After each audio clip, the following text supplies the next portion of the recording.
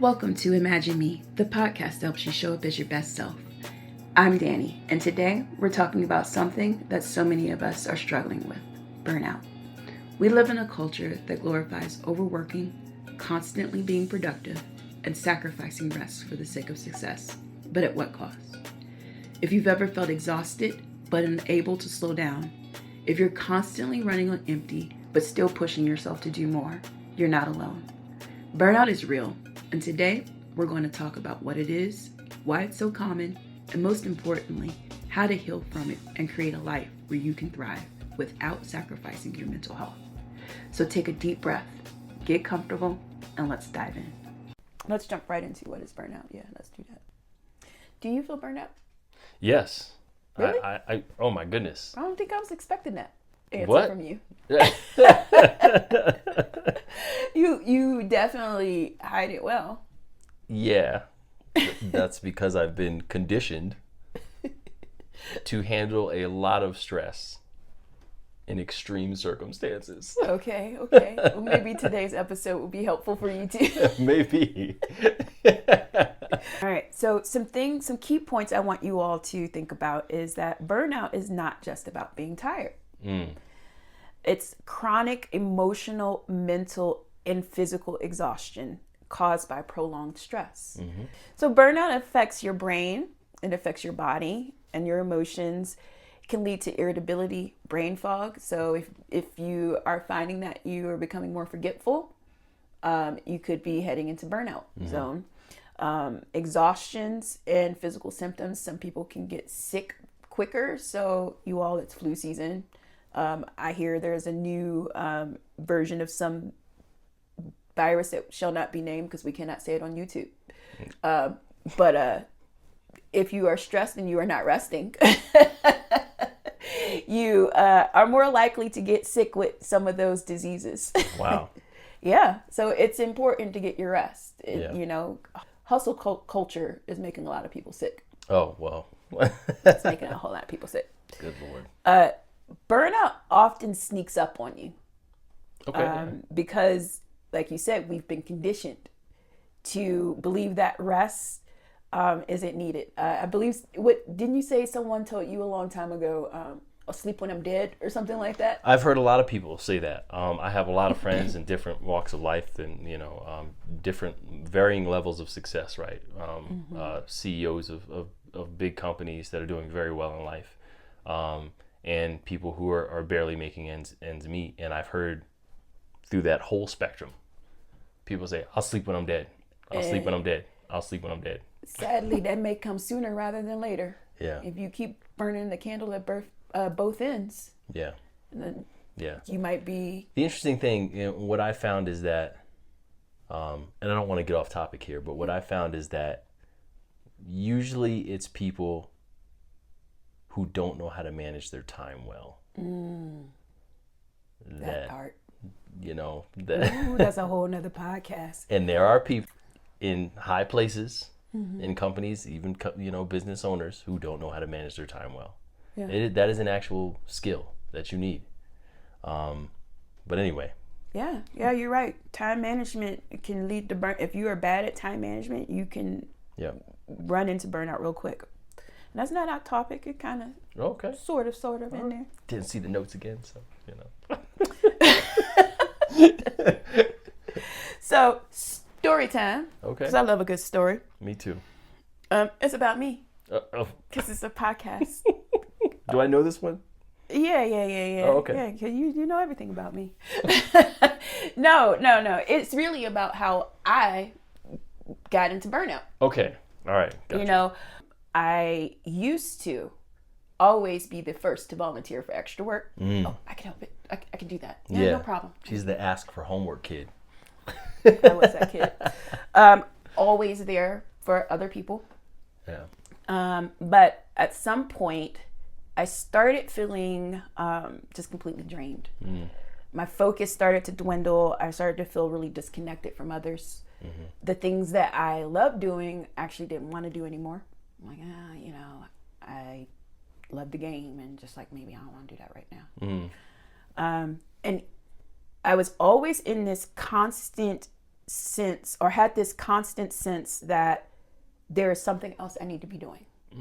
But it was always centered around work.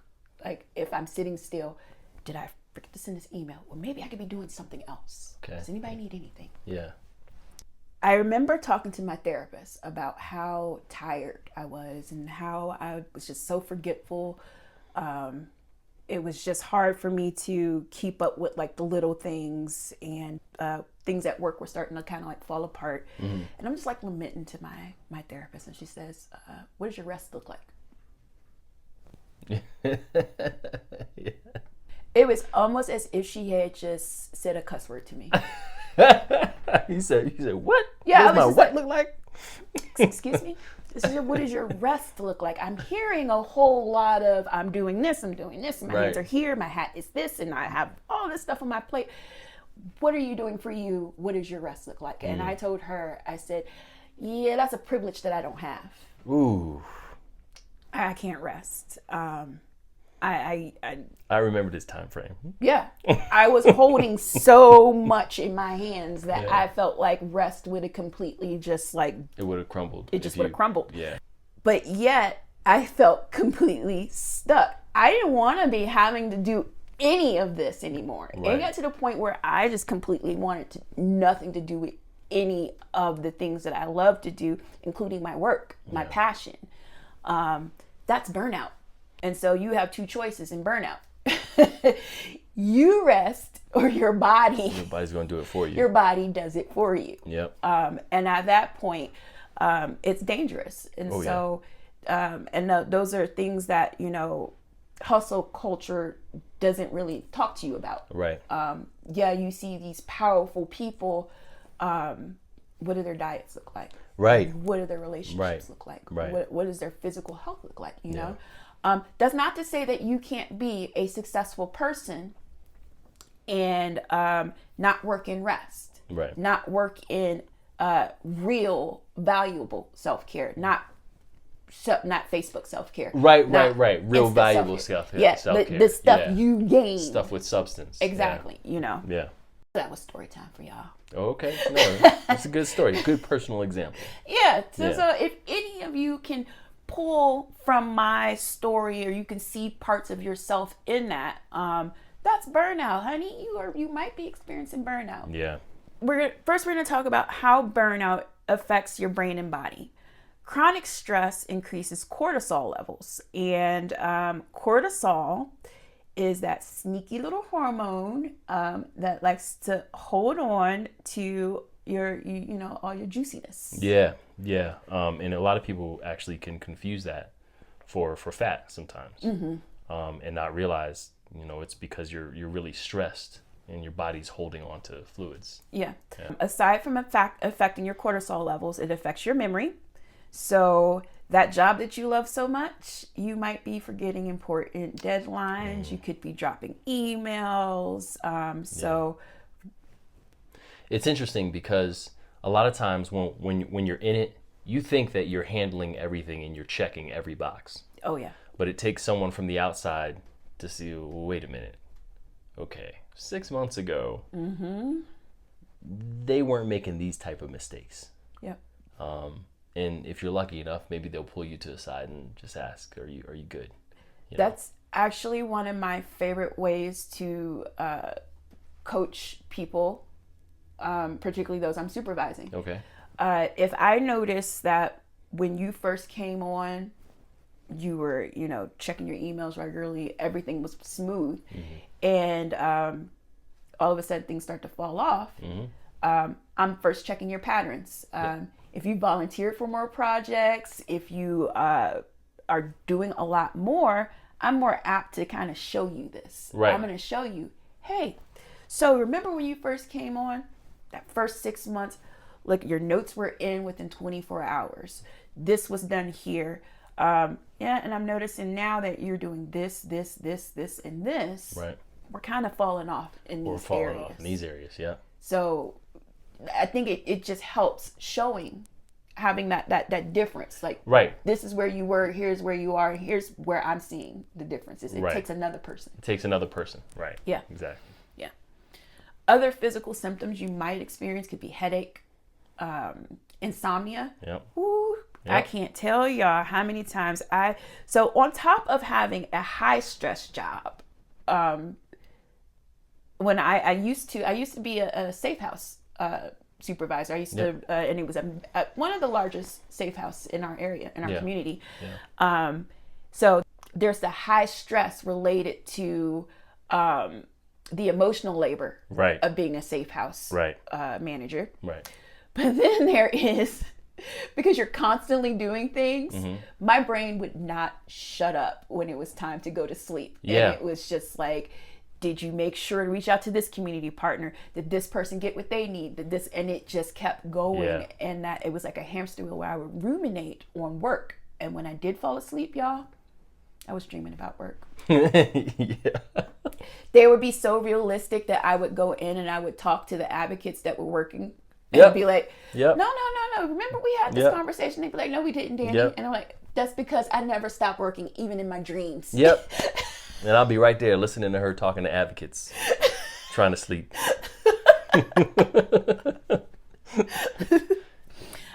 Chronic fatigue. If you are finding that you are constantly tired, during that time, I remember the first thing I would do, because you would buy me those Starbucks espressos in those cans. Mm-hmm. The first thing I would do would get a brush before I brush my teeth. I would drink one of those espressos. I remember that. Yeah, we had the tiny little refrigerator in our room. Yeah. You would live off the caffeine. Yeah. Like that was. Because if I wasn't, you would catch me. If I didn't have my caffeine, you would catch me in a meeting. Yeah. That comes from burnout, y'all. Yeah. Focus. If you are in those meetings and it's just like. Yeah. Meetings that should be emails, we sit in them, we have to, but you at least want to pay attention. Yeah, but if you're tired, like it's hard. It's hard, yeah. Or if you're hopped up on caffeine. Yeah. I can't stop moving. Yeah.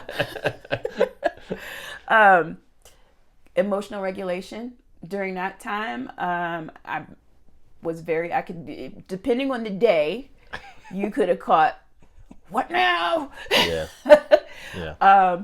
It's hard, to regulate your emotions when you're tired and you're burned out. You're quicker to snap at people. Yeah. You might be quicker to tears. Yeah. You might laugh at stuff that's inappropriate. I remember, again, another thing, sitting in a session and with my therapist and talking to her and explaining something hard, but laughing through it. And she's just like, why are you laughing? That seems horrible. I'm like, I don't know why. Yeah. I don't know what else to do. Yeah. Yeah. Yeah. Man. So the reason why you may not notice burnout is because we normalize exhaustion. Yep. Push through it. Run it off. Yep. You got this. You're strong. You can do it. Just keep going. Yep. Yeah. What are they for? Especially for women right now, because if you are a working woman, hustle culture really was a thing for us to like just that boss girl, that boss lady move, Yeah. And I think those of us who bought into that, yeah, we also wore exhaustion like a badge of courage. Yeah. Yeah, I'm tired. I didn't get any sleep. I got 2 hours and I'm still going. I got 2 hours. I'm going to get up and get these kids, get them to school, and then I'm going to get to work and I'm going to get this done. And then when I'm done with that, I'm going to get the dinner done. And then when I'm done with that, I'm going to do this, I'm going to do that. Yep. And it's going to start over again tomorrow. And I'm going to do it because I'm super mom. Yeah. Girl. That's hard. I did it. And you can't, it's not sustainable. Yeah. Not without hating people's faces. Or hurting the people in your life, or that too, yeah, yeah. So burnout shows up differently for everyone. It can show up as emotional numbness, and I put that there as a number one because I think that's where I was a lot of times. Yeah, you don't have the capacity to have any to handle anyone's extra stuff or yeah, you're just kind of like you said, you're on the hamster wheel. You're just kind of going and you're on autopilot. Yep, that's exactly where I was. Autopilot. Things that are supposed to be exciting was just like, yeah, that's great. Only thing you're thinking about is waking up and starting over. Yeah. Increased anxiety and depression happened during that time. Yeah. When you miss those emails, you miss those meetings or those phone calls. Yeah. That anxiety begins to build. Right. Oh my gosh, I'm not good at my job, because that once I'm successful on paper and in person, then begins to crumble when you don't meet your to-do list. Yes, when you buy too much into, all of that, then no matter where you're dropping the ball, you still feel like you're this super successful person and you're checking all the boxes. Yeah. Mm-hmm. Yeah. And then when you are realizing you're not checking those boxes, when you are dropping balls, depression sets in. Yeah. I'm sad. I don't want to do this anymore. Yeah. Finally, you start to feel detached from work, your relationships, and eventually yourself. Yeah. My work brings a lot of joy to my life. Yeah. They say do what you love and you'll never work. Mm-hmm. And so, it was like that when I first started. And it didn't stay that way. Yeah. And it wasn't the work, it was me. Right.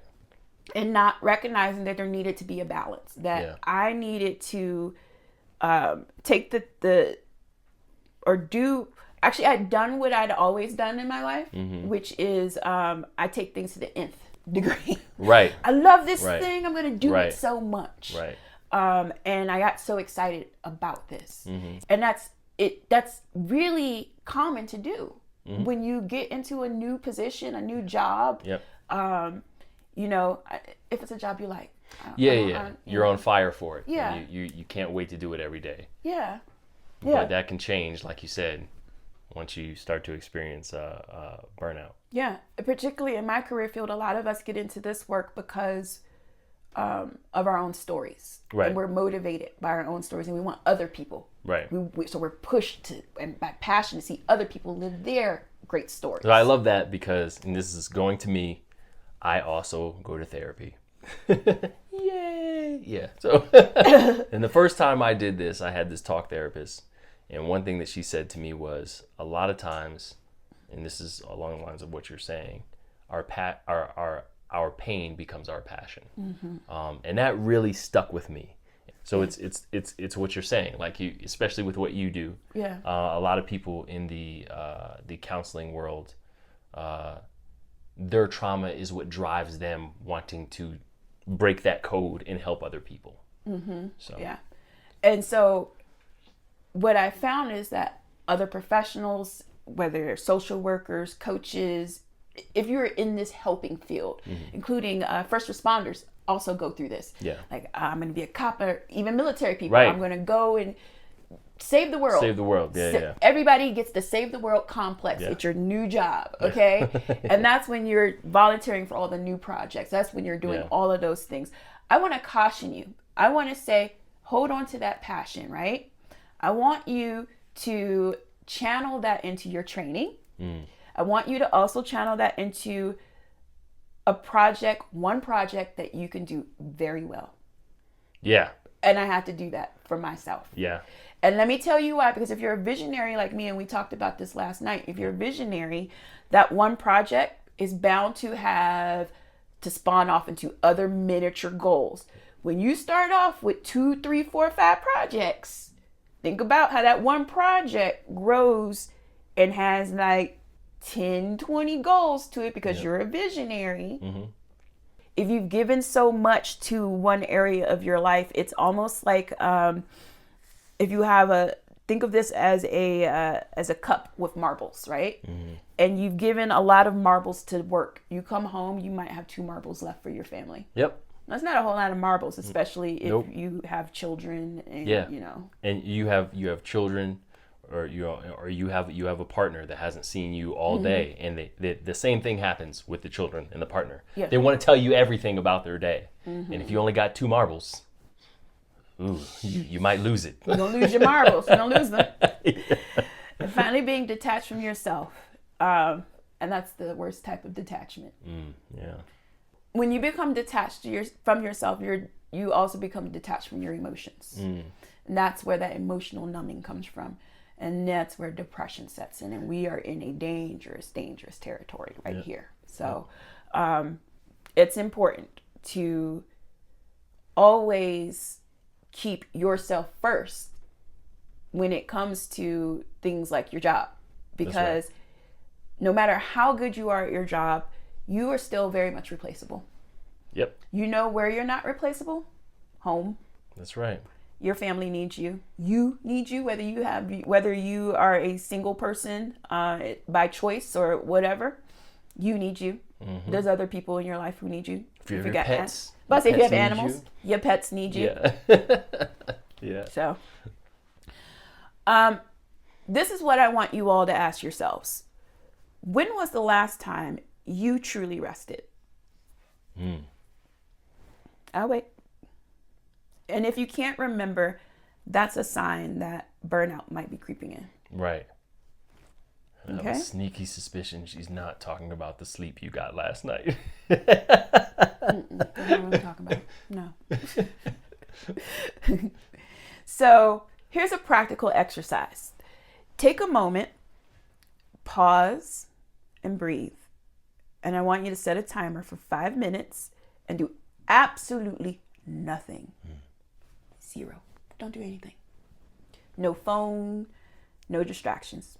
I just want you to just sit there. And if that feels uncomfortable, that's even more of a reason to practice rest. Okay? Wow. Yeah. Just give yourself 5 minutes. Put your phone somewhere else. And another thing, you don't have to earn rest. Okay? You're not, don't just get that out of your head.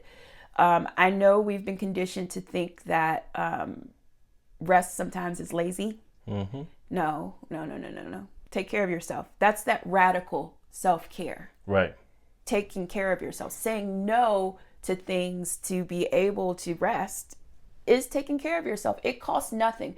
Self-care is not about facials, bubble baths, unless that's your thing. Right. If that is your thing, Yeah. that's your thing. But self-care is also saying no. Right. Putting You don't have to yourself be first. spending money to take care of yourself. Yeah. And I think, that's the social media influencer view of self-care. Yeah. Which, by the way, most of that is fake anyway. But it's just spending time with yourself. And taking that 5 minutes. It's interesting you said that, because that is a hard thing to do today. Yeah. Even if you're someone that isn't maybe going at 120% every day, it's hard because we're so connected. Yeah, we are. And here's one thing that I've been trying to do in the mornings. I heard a very famous actor say to try this. He said, don't pick up the phone or any of your devices. Yep. When you wake up in the morning, just take 5 minutes and just lay there. Yeah. And I've been trying to do that.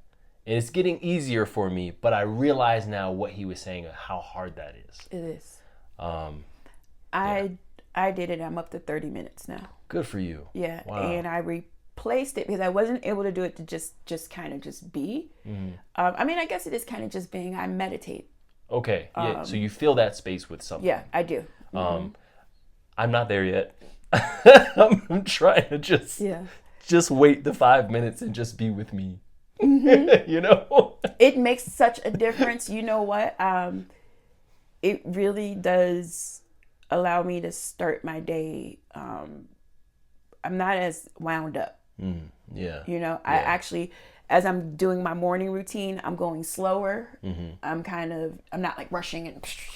Yeah. So, I get up every morning for the gym. Yeah. So I normally get up at 4. My gym opens at 5. But I'm very routine oriented, right? So if I get up past what I'm supposed to get up at, I don't have the time to take my 5 minutes. Yeah. And I'm not thinking about it. And I'm just like rushing to start my day. But I've noticed it's very helpful if I open my eyes and I'm like, okay, it's 3:50 or it's 4:05. Let me take these 5 minutes to just kind of be with me, like I said. Yep. And it makes that whole routine, like you said, in the morning, just so much more relaxed. Yeah. And being intentional about doing that, I found really helps me throughout the day. Yeah, it does. You are allowed to slow down. So if you are going at a breakneck speed, you're allowed to slow down. You're allowed to pump the brakes. Right. That's hard. Because is. it is also hard admitting that I might have taken on a little bit too much and I need to kind of slow down, which I've had to do. So I can admit that is a hard thing. Wait a minute, this is so much. I can't handle this. I can't take on another thing. Right. Let me slow down and pull back a little bit. I experienced that as a creative because I get all these ideas and I want to tackle them all right now. And then I start doing one and then realize I have another one. And it's just all of that. If, like you said, you don't focus on one thing, can just turn into a complete mess. And you may not finish any of it. Yep. So it's important in order to avoid the burnout, like you said, to focus on one thing and take your time with it. And like you said, slow down. Slow down. But the intentionality, again, comes into play there too, right? Like you have to stop and consciously, okay, let me take a breath here. Yeah. Take a moment. Because I have such a huge heart and I want to help everyone and save the world. I had to step back and ask myself, is this passion? Is this part of my passion or is this part of ego? Because a lot of times ego will show up. Right. Ego shows up when we say things like, no one else can do this. Yeah. I'm the only one who can do this. Yeah. It does. Yeah. If you are really good at a thing, and you've always been the person to do that thing, it's okay if somebody else does it sometimes. It is. I think we being in management position, we've both had to learn this. Yes. That you have to trust other people. When you're delegating, right? Yeah. Especially if you're the one who trained them. You have to trust that just like what you're doing, you train them correctly to be able to do it the way that you do it. Yep. So hands off and just let it be. Yep. You are also allowed to take care of yourself. You are? Right? What? No matter how many people try to make you feel like you're not being a team player by working all the overtime or by that coming in on a Sunday or doing that extra thing. Right. If it is something that is going to add to your plate, add to your stress, something that that is not good for you, that doesn't serve you, no. The answer is no. That's right. And no matter how much people try to make you feel like you're not being a team player, I hate that sometimes it counts against certain people. Yeah. We've seen this happen in my life. And sadly, some people have no choice but to be burned out. And I'm gonna name that right there. That sometimes, that the economy and the climate that we live in sometimes makes it almost impossible to not burn people out. Yeah, and that's tough, right? Because there's people who they have to work. They have to. They have to do what they have to do to make sure the kids are fed and there's keep food a roof on over the their table. head. And and it's a constant daily struggle, minute to minute, moment to moment. So, with those individuals, what could they do? Take care of yourself. That's number one. And this is hard for people in that position because they're constantly taking care of others. Right. And I'm not going to put this person on Front Street because this person is very close to me, but they do a lot and come home and mother. They work long hours, and they are a supervisor at their job. Right. And then they come home and then they mother. They do the mothering thing. Wow. Yeah. And they're constantly going. And that's incredibly hard. And I always tell this person, I always tell her, I get you don't have a whole lot of time, but I need you to do something for you, whether it is, if you could take 30 minutes, do something just for you. Just for you. Yeah. Just for you. Yeah. And it's interesting because I think that's where that moment when you open your eyes in the morning is such a good time. It is, because everybody, honestly, well, at least in our house, everybody's doing their own thing. Everybody's doing their own thing. Jada isn't up yet. Yeah, the girls are knocked out. Yeah, and you know, by the time I roll out of bed, you're already at the gym. Yeah. So then I have my 30 minutes. I'll even come down here sometimes and do, like, if I need even more, I'll do yoga before I start my day. There you go. So, yeah. And even with, you know, in it 30 minutes is a lot to ask. That's why I said start small. I've built the 30 minutes. Yeah. I started off at the 5 minutes. Yeah. I don't know how long it'll take me to get past 5 minutes, because that for me is just monumental right now. Yeah, I mean, it was hard to do that for myself. So, yeah.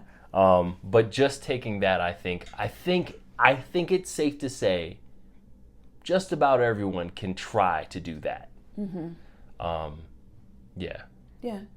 Whether it's watching a favorite show for this person that I was telling you, the example that I'm giving you, for her, it's 30 minutes of her favorite show, uninterrupted, without kids. Like, they know. This is my 30 minutes. This is my time. This is my 30 minutes. Yeah. I think that's important too. So if you have a family, to be vocal and have those conversations. I remember when I was earlier in my military career, it was hard. I would realize that I would go straight from going, come home, and then it's kids. Yep. And it's like, as soon as I hit the door, and we were realizing very quickly that I can't handle that. Mm-mm. Like, there has to be some type of separation. Yeah. Right? Yeah. So we had this conversation. I had it with you first, and then you had it with the girls. Dad needs 30 minutes when he gets home to just kind of let him have 30 minutes to just unwind and turn on daddy mode. Yep. You know, and that worked wonders. Mm-hmm. In the 2 decades of my military career, it worked wonders. Yeah. Then we had Jada, who I don't think she understands that to today. Nah, not even today at 14. Yeah. Not even 14. But she is a daddy's girl, so. Yeah. So I'm a far more patient father.